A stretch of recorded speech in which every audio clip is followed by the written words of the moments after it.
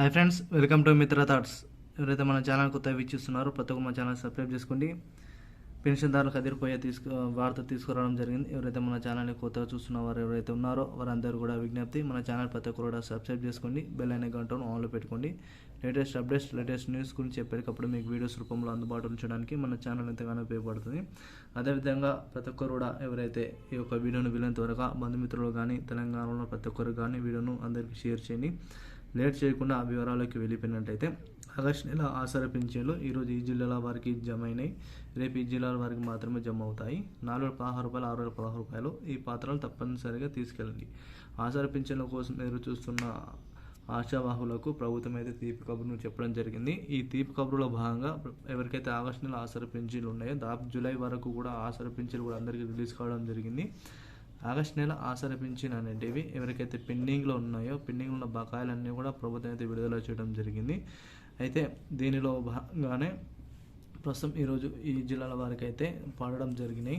ఆ జిల్లాలో చూసుకున్నట్లయితే మనం దాదాపు కొన్ని జిల్లాలు అయితే కొందరు కామెంట్ రూపంలో తెలియజేయడం జరిగింది. సార్ మాది పలానా డిస్టిక్, మాకు ఇంత ఆసరా పింఛన్లు పడినవి అని ప్రతి ఒక్కరు కామెంట్ రూపంలో తెలియజేయడం జరిగింది. ఆ జిల్లాను ఒకసారి మనం పరిగణలోకి తీసుకున్నట్లయితే పరిశీలించినట్లయితే ముందుగా మనకి ఏదైతే నిజామాబాద్ ఉందో నిజామాబాద్, అదేవిధంగా కామారెడ్డి, అదేవిధంగా మనకు చూసుకున్నట్లయితే రంగారెడ్డి, అదేవిధంగా వికారాబాదు, అదేవిధంగా మన కరీంనగర్ దగ్గర ఉన్న కరీంనగర్, అదేవిధంగా సిద్దిపేట, తర్వాత వరంగల్, ఖమ్మం, ఇలా చూసుకున్నట్టు దాదాపు ఒక 15 డిస్టిక్స్ వరకు కూడా ఈ యొక్క ఆసరా పింఛన్ అనేది పడడం జరిగిందని కామెంట్లో తెలియజేయడం జరిగింది.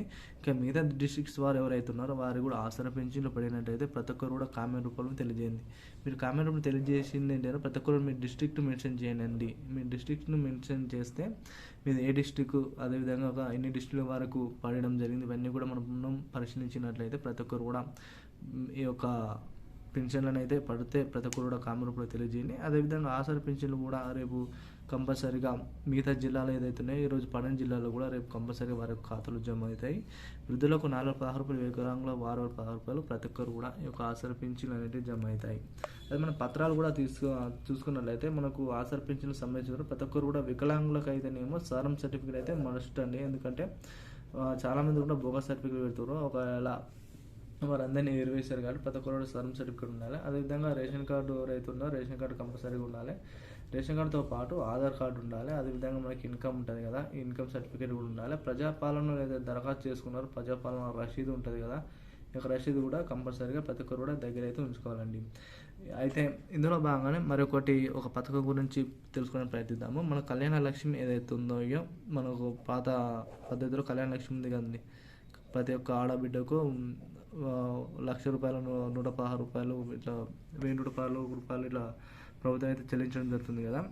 అది మళ్ళీ దాన్ని పరిగణలోకి తీసుకొని ఇప్పుడు కాంగ్రెస్ ప్రభుత్వం కూడా దాన్ని పెండింగ్లో ఎంతమంది అవుతున్నారో వారందరూ కూడా బకాయిలను అయితే ఈరోజు అయితే విడుదల చేయడం జరిగింది. అదేవిధంగా కొత్తగా ఎవరైతే దరఖాస్తులు చేసుకున్నారో వారందరూ కూడా ఈ యొక్క కళ్యాణ లక్ష్మి కింద ప్రభుత్వం అయితే నగదు అయితే వారి యొక్క ఖాతాలో జమ చేయాలని ప్రభుత్వం అయితే కసరత్తులు చేసింది. ఎవరైతే కొత్తగా అప్లికేషన్ చేయాలనుకుంటారో ప్రతి ఒక్కరు కూడా అప్లికేషన్ చేసుకొని కంపల్సరీ పెన్షన్దారులు ఎవరైతే ఉన్నారో ప్రతి ఒక్కరు వీడియోని అయితే వీలైన అంతగా షేర్ చేయాలనుకోవద్దు. Thank you to all.